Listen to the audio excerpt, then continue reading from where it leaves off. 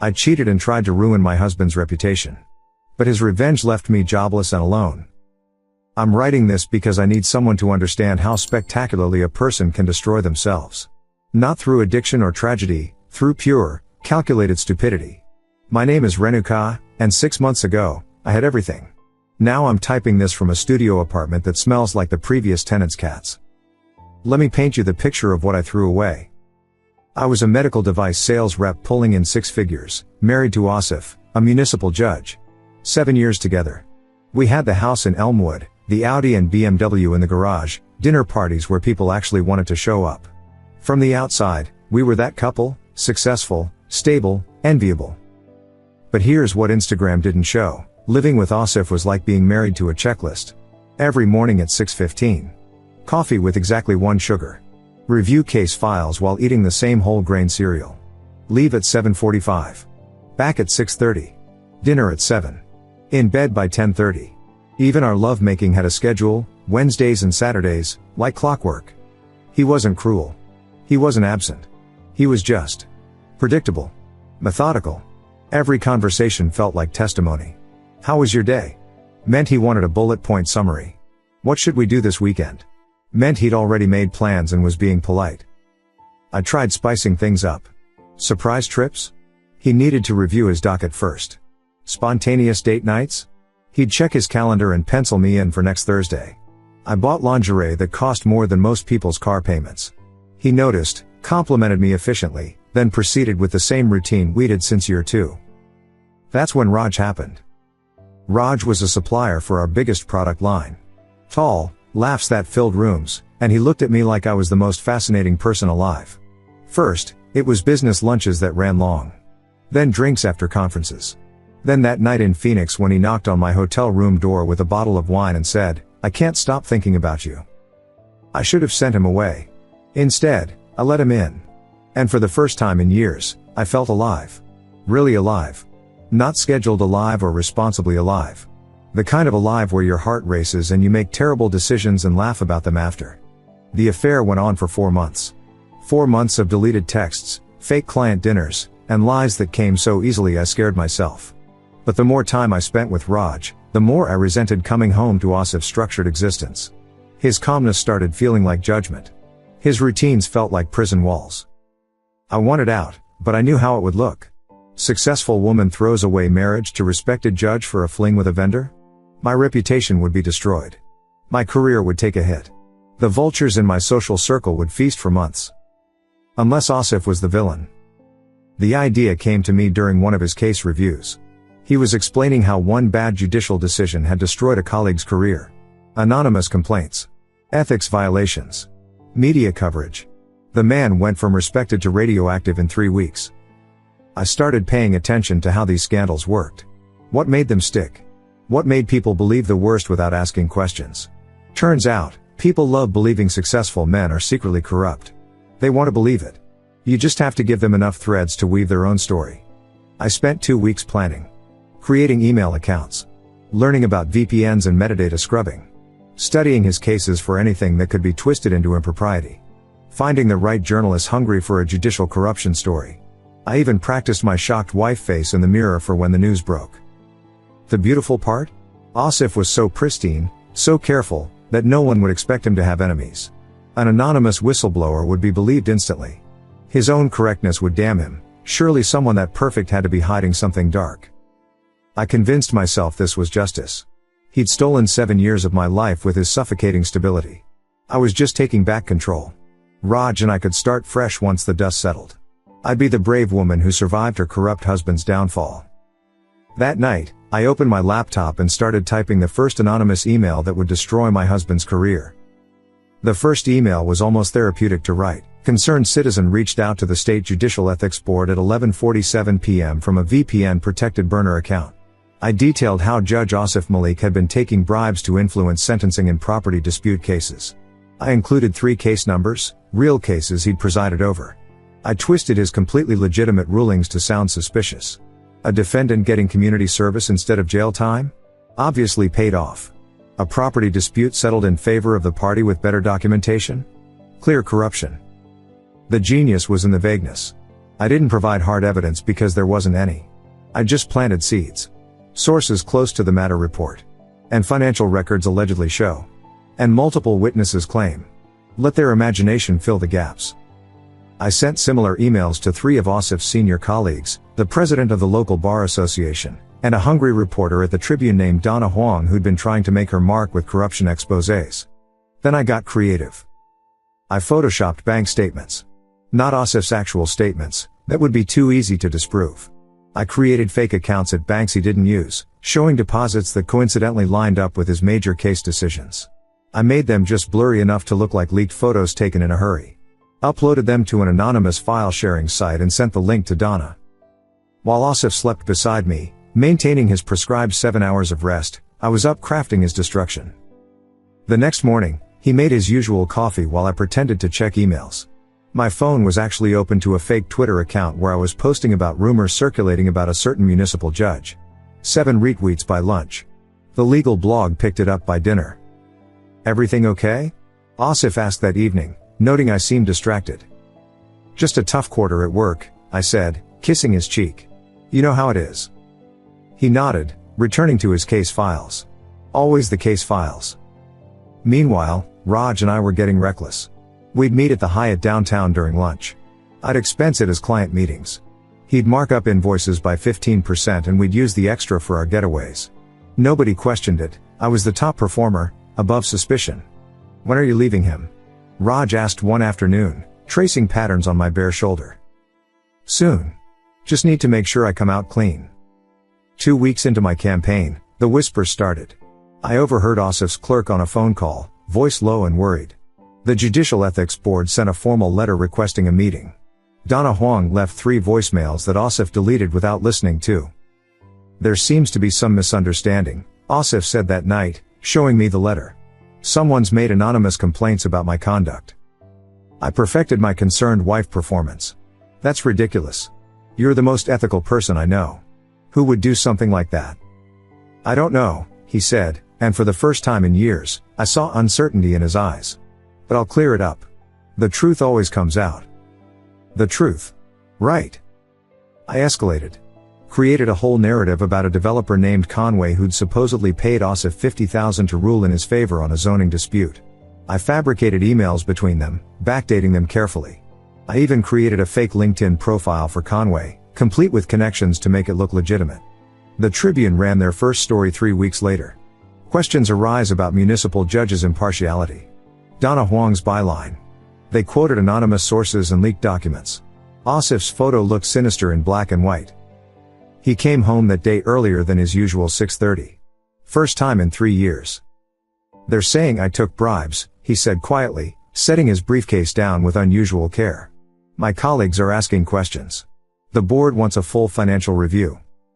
I rubbed his shoulders, playing the supportive spouse. We'll fight this.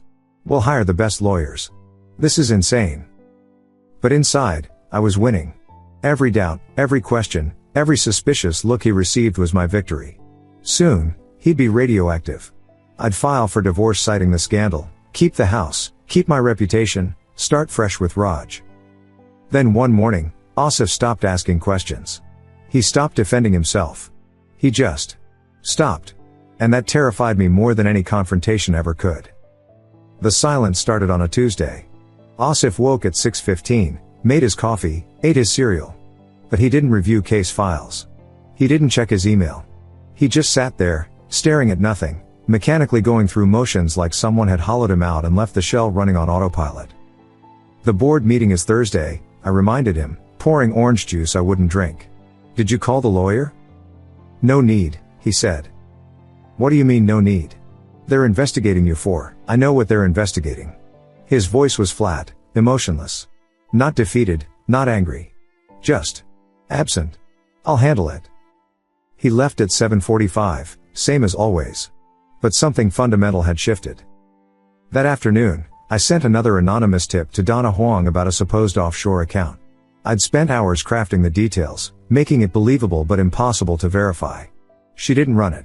When I checked from a burner phone, she said she needed more substantial evidence. More substantial? I'd given her everything. What more did she want? Raj noticed my frustration that night. We were at the Hyatt, our usual room, and I was distracted. He's not fighting back, I said, staring at the ceiling. He's not doing anything. Isn't that what you wanted? Raj ran his hand through my hair. Makes it easier. No, it's wrong. Asif fights everything. He appeals parking tickets on principle. But this? Nothing. Raj pulled me closer. You're overthinking. Hey, I processed that invoice padding we discussed. Extra 30 grand this quarter. We could do that Bermuda trip you mentioned. I've been inflating invoices for 3 months now. Small amounts at first, a few thousand here and there. Who'd notice? I was bringing in millions in sales. The company was swimming in profit. Raj would mark up his supplies, I'd approve the inflated costs, we'd split the difference. Maybe we should cool it for a bit, I said. Cool it? Raj sat up. Renuka, you're leaving him anyway. Why are we waiting? Let's just go. Transfer to the West Coast office, I'll follow. Fresh start. After the divorce. I need to come out looking like the victim. But the truth was, Asif's silence had thrown me. Every morning, he'd wake, go through his routine, come home, eat dinner, go to bed. No questions about the investigation. No anger about the newspaper articles. No tears, no rage, no pleading. Just nothing. Then I noticed something else. Thursday evening, instead of coming home, Asif's car was parked outside a coffee shop downtown. Through the window, I could see him sitting with someone. A woman. Indian, late 30s, gesturing animatedly while typing on a laptop. My stomach clenched. Was he having an affair too? The hypocrisy almost made me laugh. But when I looked closer, I recognized her. Priya Sharma. They'd gone to college together, stayed loosely in touch. She worked in cybersecurity, some consulting firm that handled corporate breaches. They sat there for 3 hours. She kept pointing at her screen, making notes. Asif nodded occasionally, asked questions. Not romantic body language. Business. Who's Priya Sharma? I asked casually that night. An old friend. Asif didn't elaborate, returning to his book. Saw you two at Brewster's Coffee. Yes. What were you discussing? He looked up then, and for a second, I saw something flicker in his eyes. Not anger. Something worse. Pity. Just catching up, he said. I escalated everything after that. Created more elaborate evidence, pushed Raj to inflate invoices by 40%, started funneling some of it into an account I'd opened under a shell company. If Asif was planning something with that cyber consultant, I needed my exit strategy ready. I drafted divorce papers, had them ready. I'd serve them next week, cite the scandal, the investigation, irreconcilable differences. I'd already started moving important items to a storage unit. My jewelry, some cash, documents I'd need. Friday evening, I came home ready to play the concerned wife one more time before I pulled the trigger. Maybe drop hints about needing space to process everything. When I came home that evening, ready to serve him papers, I found Asif sitting at the kitchen table with a folder. We need to talk about your vendor contracts, he said quietly. My hand was on the divorce papers in my purse. His hand was on a folder that would end my life. Vendor contracts? I forced a laugh, setting my purse carefully on the counter. Since when do you care about my work? Since Priya showed me some interesting patterns. He opened the folder, spreading pages across our kitchen table like evidence in one of his cases. Sit down, Renuka. I don't have time for. Sit down. I'd never heard that tone from him. Not angry, not emotional. Just final. I sat. Let's start with the easy stuff, he said, pulling out a printed email. This anonymous tip to the Judicial Ethics Board. Sent from a VPN, very careful. But you made one mistake. You wrote judgment with an E British spelling. You always do that. 7 years of grocery lists, text messages, emails. Always with an E. My mouth went dry. Then there's this. Another page. The fake Conway developer profile on LinkedIn. Created from an IP address that traces back to a coffee shop on 5th Street. You go there every Thursday for your client meetings. The same Thursday you met Raj there for 2 hours. You've been stalking me? No. Priya's been investigating the person trying to destroy me. There's a difference. He pulled out another sheet. The photoshopped bank statements. Decent work, except you used a font that Chase stopped using in 2019. Details matter in fraud, Renuka. This is insane. You're paranoid. The investigation has gotten too. I'm not done. His voice cut through my denial like a blade. While Priya was tracing the anonymous attacks, she found something else. Your vendor approvals. Specifically, Raj's company. 40% markup over market rate. Invoices for products never delivered. Consulting fees for services never rendered. My heart hammered against my ribs. $200,000, Asif continued. That's the conservative estimate of what you and Raj have stolen over the past 3 months. Would you like to see the spreadsheet? Priya is very thorough. You don't understand. I understand perfectly. You were having an affair. You wanted out. But you needed me to be the villain, so you created one. Anonymous tips, fake evidence, manufactured scandal. You thought you were clever. He pulled out his phone, showed me a recording app. Every conversation we've had for the past 2 weeks. Legal in this state, by the way. One-party consent. You admitting to the affair would have been enough for the divorce. But the fraud? That's criminal. Asif, please. We can work this out. I'll stop everything, we can go to counseling. Yesterday at 3 p.m., I submitted everything to your company's compliance department. The fake invoices, the shell company you created, the account in the Caymans you thought was hidden. The Caymans account. How did he? Raj gave you up, Asif said, reading my expression. The moment Priya contacted him, showed him the evidence, explained the federal charges he'd face for wire fraud, conspiracy, money laundering. He provided everything. Your text messages planning the inflation, the spreadsheets dividing the profits, even recordings of your conversations about it. He wouldn't. He did. He's already negotiating a deal with your company to testify against you in exchange for lesser charges. Asif stood, closing the folder. The ethics board cleared me this morning. They're issuing a statement about false accusations and malicious prosecution. Donna Huang is writing a follow-up about how someone tried to frame an innocent judge. I stood up, legs shaking. You ruined me. No. I just pulled the thread. You wove the rope. He walked past me toward the stairs. Your company will probably call tomorrow. I'd have a lawyer ready. Asif, wait. Please. I'm your wife. 7 years. We're 7 years too many. He stopped at the stairs, not looking back. I'm staying at a hotel tonight. My lawyer will contact yours about the divorce. I'm not asking for anything except my freedom from you. He went upstairs. I heard him packing, measured and methodical as always. 20 minutes later, he walked out with one suitcase. I stood in that kitchen until dawn, staring at the folder he'd left behind. As I sat in that conference room, watching them pull up invoice after invoice, email after email, I realized Asif hadn't just found my lies about him, he'd found everything. The HR director's name was Priscilla Ward, and she had the kind of face that had delivered 1,000 terminations without flinching. Ms. Renuka, do you recognize this invoice? She slid a paper across the conference table. Raj's company. Marked up 38%. My signature at the bottom. I process hundreds of invoices. This one's special. It's for consulting services on Project Meridian. Priscilla's voice was clinical. There was no Project Meridian. My lawyer, a sweaty man named Jerome I'd found on Google at 6 a.m., touched my arm. Don't answer that. She doesn't need to, Priscilla said. Mr. Raj Patel has already provided full documentation. Texts, emails, recorded phone calls. Would you like to hear yourself explaining how to hide the inflation in quarterly reports? She pressed play on her laptop. My voice filled the room, telling Raj exactly how to structure the invoices to avoid automatic flags. Clear, confident, criminal. We're suspending you immediately, pending full investigation, Priscilla continued.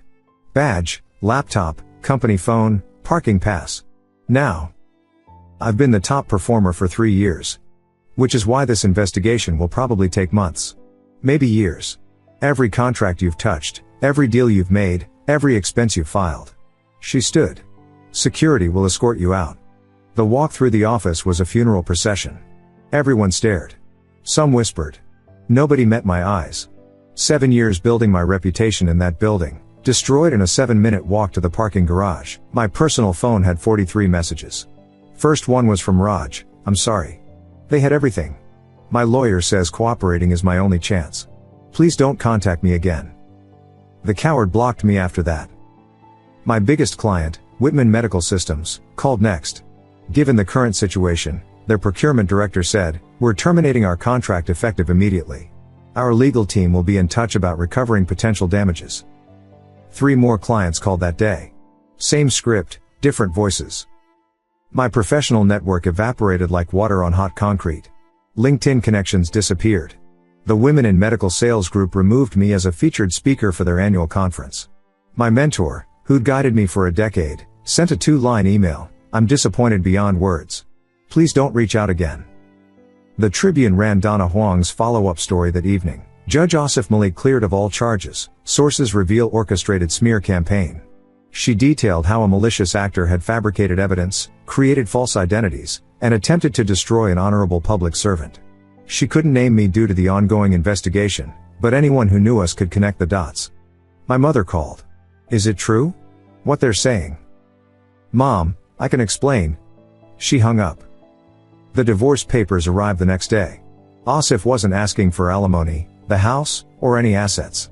He just wanted out. Clean break. No contact. The generosity of it felt worse than revenge. Jerome, my lawyer, reviewed everything and whistled low. "They've got you cold on fraud, conspiracy, theft. You're looking at federal charges. 5 to 10 years if convicted. Maybe 3 with a plea deal." 3 years? If you're lucky. If the judge is lenient. If you cooperate fully. He closed his folder. "My retainer's $50,000. I'll need it by Monday." My accounts were already frozen pending investigation. The house was in both our names, couldn't be sold without Asif's consent. My car was a lease through the company, already repossessed. The jewelry I'd moved to storage? Bought with stolen money, subject to seizure. I moved in with my cousin Anita, who let me sleep on her couch out of family obligation but made it clear this was temporary. "Until you figure things out," she said, which meant until I can't stand the shame anymore. The medical board sent a notice that they were reviewing my license based on ethical violations and criminal conduct. Another investigation. Another career collapsing. I applied for jobs. Retail, call centers, anything. The background checks destroyed every opportunity. One hiring manager actually laughed. "You're that woman who tried to frame the judge? And stole from your company?" "Yeah, no." 3 weeks after that HR meeting, I received a single email from Asif with an attachment. The subject line read, "Final documentation." I opened the attachment with shaking hands. It was a PDF, 47 pages. Priya's work, clearly. Every crime laid out like a court document. The fraudulent invoices, highlighted and annotated. The timeline of my affair with Raj, cross-referenced with company expense reports showing how I'd used corporate funds for our hotel rooms. Screenshots of the burner email accounts traced back to me. The photoshopped bank statements with metadata proving when and where I'd created them. But it was the last page that destroyed me. My signature on the company ethics agreement. The one I'd signed 5 years ago, promising to report any conflicts of interest, to maintain financial integrity, to never use company resources for personal gain. Below it, Asif had typed one line. "You signed this." That's all. No anger, no victory lap, no righteousness. Just the simple fact that I'd known the rules and broken them anyway. The next morning, federal investigators knocked on Anita's door. They had a warrant. They took my laptop, my phone, boxes of documents I'd thought were safely hidden. They found the Cayman account within hours. Raj had given them the routing numbers. The plea deal Jerome negotiated was 2 years federal prison, 3 years probation, and $400,000 in restitution. The alternative was trial and potentially 8 years. I took the deal. While I waited for sentencing, the medical board permanently revoked my license. Conduct unbecoming of a medical professional and violation of fiduciary responsibility. A lifetime of work, erased. Anita asked me to leave. "I have kids," she said. "I can't have them around. This." I found a weekly rental motel off the interstate. Cash only, which was good since my credit was destroyed. I got a job at a call center doing customer service for a cable company. $12 an hour, no commission, monitored bathroom breaks. The sentencing was on a Thursday. Asif wasn't there. Didn't need to be. His victim impact statement was read by the prosecutor, calm, factual, focusing only on the defamation. He didn't mention the affair, the personal betrayal. Just the professional destruction I'd attempted and the harm to public trust in the judiciary. 2 years, minimum security, the judge announced. "You're fortunate Mr. Malik didn't pursue civil damages for defamation. He could have taken everything. But Asif had already taken everything that mattered. Not through revenge, but through truth. Prison was actually easier than what came after. Inside, I was just another inmate. Outside, I was the woman who'd tried to destroy an innocent judge and got caught stealing. The internet is forever, and my name was poison. When I got out, the call center wouldn't take me back. Ex-convict with fraud charges? Not worth the risk. I found work at a warehouse, night shift, packing boxes. No background check required if you didn't handle money. 6 months after release, I was scrolling through news on my phone during break when I saw it. Judge Asif Malik appointed to State Superior Court. The article praised his integrity, his measured approach to justice, his survival of baseless attacks that would have destroyed a lesser person. There was a photo of him at the swearing-in ceremony. Same measured smile, same perfect posture. Beside him stood a woman I didn't recognize, beautiful, accomplished looking, gazing at him with genuine admiration. He'd rebuilt everything. Better than before. Meanwhile, I was living in this studio that smelled like cat piss, working nights at a warehouse, eating ramen twice a day because that's what I could afford. My family pretended I didn't exist. My former friends had long ago blocked me on everything. Raj was apparently in witness protection or something similar, completely vanished after testifying. The last time I Googled myself, the first 100 results were about the scandal. My professional reputation wasn't just dead, it was a cautionary tale told at ethics seminars. I thought I was teaching Asif a lesson about power when I started those anonymous emails.